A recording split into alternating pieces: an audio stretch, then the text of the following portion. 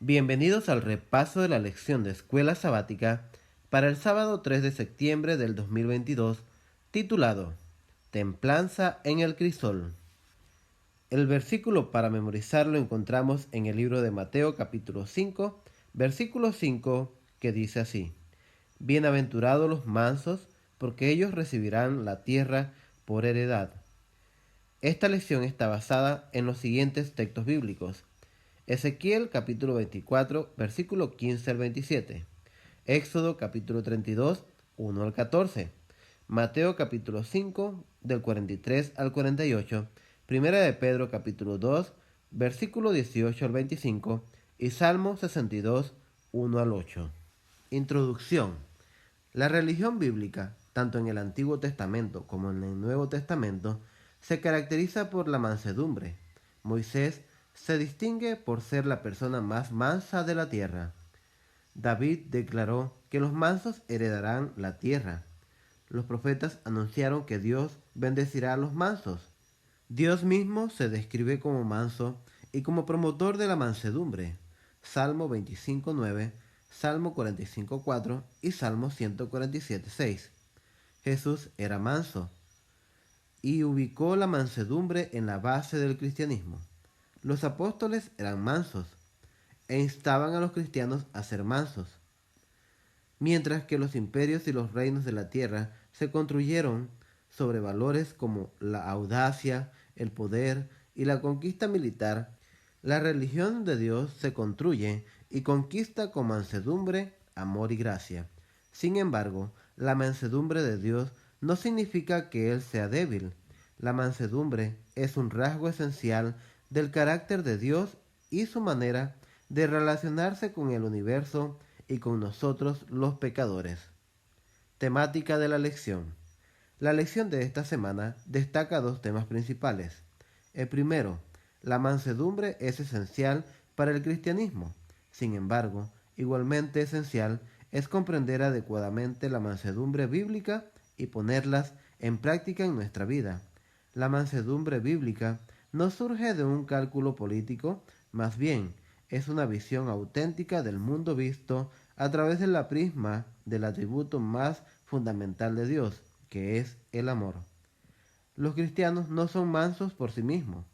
Su fuente de mansedumbre está en su amoroso y misericordioso Dios, triuno, el Padre, el Hijo y Salvador Jesucristo y el Espíritu Santo. Comentario. ¿La mansedumbre es esclava de la moralidad?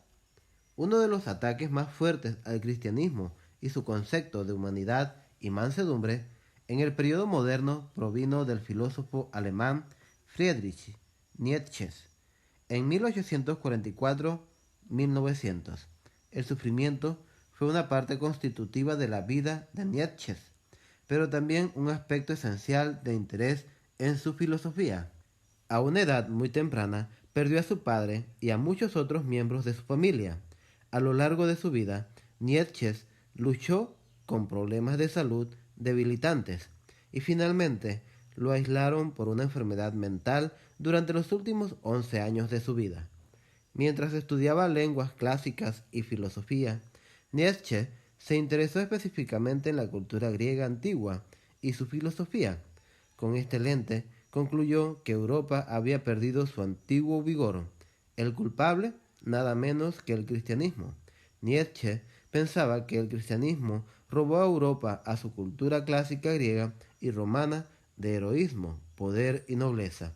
Occidente, en realidad, toda la humanidad, según Nietzsche, necesitaba redimir esa perspectiva clásica si quería sobrevivir y prosperar. Según Nietzsche, hay dos tipos de moralidad: la moral de los amos, de los nobles, del hombre de la voluntad fuerte, y la moral de los esclavos o de los débiles.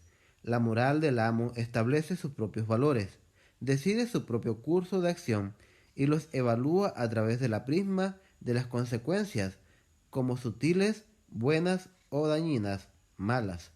Por lo tanto, la autonomía, el poder, la riqueza, la nobleza, el optimismo, la exuberancia y el coraje se consideran buenos, mientras que la debilidad y la mansedumbre se consideran malas.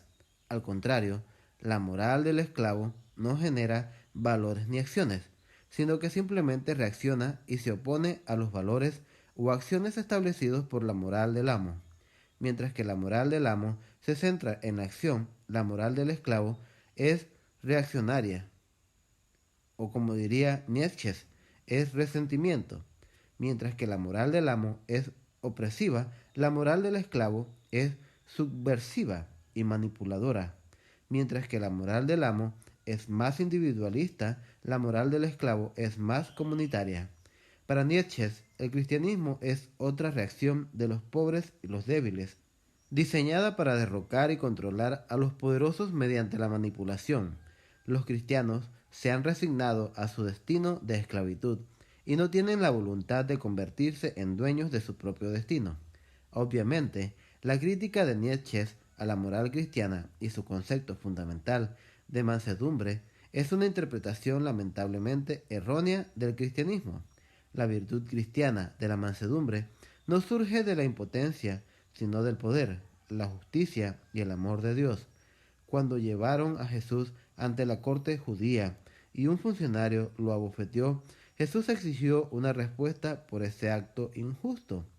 Juan 18:23.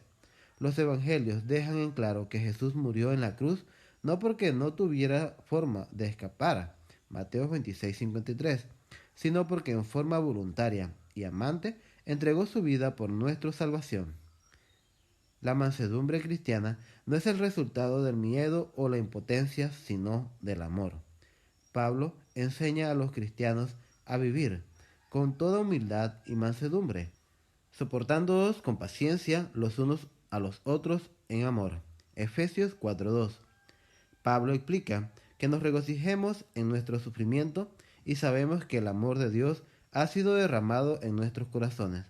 Romanos 5:5. Además, Pablo aclara que Dios nos manifestó su amor cuando éramos impotentes y rebeldes. Romanos 5:6-8. Juan afirma que esta verdad bíblica cuando declara nosotros le amamos a Él porque Él nos amó primero en 1 de Juan 4:17-21. Al describir a los seres humanos como impotentes, Pablo no denigra a la humanidad, sino que describe la realidad de la condición humana. Romanos 3:26 y Romanos 7. La Biblia no considera la impotencia humana en términos de una lucha de clases, sino que describe a toda la humanidad como impotentes frente al pecado y la muerte. Además, el cristianismo bíblico no denigra falsamente a la humanidad para engañarla y hacer que la gente clame a Dios por gracia. Al contrario, la Biblia describe de manera realista la condición pecaminosa de los seres humanos y retrata a un Dios que en forma voluntaria y amante se humilla a sí mismo para salvar a una humanidad arrogante y rebelde. Juan capítulo 1, versículo 11, Juan 12 y Juan capítulo 3, 16. Como alguien dijo, se necesita fuerza para ser manso y se necesita poder divino para amar a la gente pecadora, arrogante y rebelde. Quizás uno de los ejemplos más memorables de la mansedumbre de Jesús sea su oración en la cruz por los que lo crucificaron y ahora se burlan de él. Padre, perdónalos porque no saben lo que hacen. Lucas capítulo 23, 34. Mateo capítulo 12, 15 al 20 y Hechos capítulo 8, 32. Primera de Pedro capítulo 2, versículo 21 al 23. La mansedumbre forma parte del fruto del Espíritu. Dios nos da poder para superar los crisoles de este mundo. La mansedumbre de Moisés y la ira de Dios. ¿Cómo es que Moisés, el siervo de Dios, se lo designa la persona más mansa que jamás haya andado sobre la tierra? Mientras que al mismo tiempo la Biblia presenta a Dios lleno de ira. Necesitamos entender que la ira de Dios no es lo opuesto a la mansedumbre. La ira divina es la reacción de Dios y su repulsión hacia el pecado. Pero Dios ama sinceramente al pecador. Si Dios fuera arrogante, no habría esperado unos 1600 años a que los antediluvianos se volvieran a Él. Tampoco habría esperado más de 400 años a que los cananeos llenaran la copa de su iniquidad. Tampoco habría esperado unos 1500 años a que los israelitas le fueran fieles. Asimismo, Dios no habría esperado unos 2000 años para que los cristianos cumplieran su misión. Un Dios arrogante habría exterminado a cada una de estas sociedades de inmediato, pero Dios se dirige a cada una de ellas con amor y esperanza, llamándolas a regresar a una relación con Él. Aplicación a la vida. Nuestro Dios es un comunicador perfecto.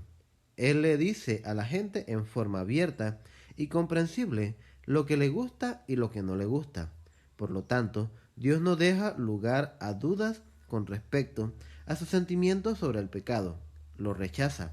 Al mismo tiempo, Dios no humilla al pecador con el propósito de subyugarlo. Dios habla de la situación generada por el pecado. Al mismo tiempo, ofrece soluciones. Sí, su reacción contra el pecado es inequívoca, pero también lo es su invitación a los pecadores a que se reconcilien con Él. Piensa en cómo puedes ser manso y a la vez denunciar el pecado en tu vida, en la vida de tu familia y en los miembros de la comunidad. Medita sobre la idea de que nuestra vida es un teatro para que los otros mundos vean y aprendan. Comparte tus sentimientos con el grupo de Escuela Sabática al reflexionar sobre esta idea. ¿Cómo cambia tu vida cuando eres consciente de esta perspectiva más amplia? Gracias por haberte quedado con nosotros en el repaso de la lección de Escuela Sabática. Te invitamos a que te suscribas a nuestro canal, danos un like y comparte el enlace con tus amigos y hermanos. Que el Señor te bendiga.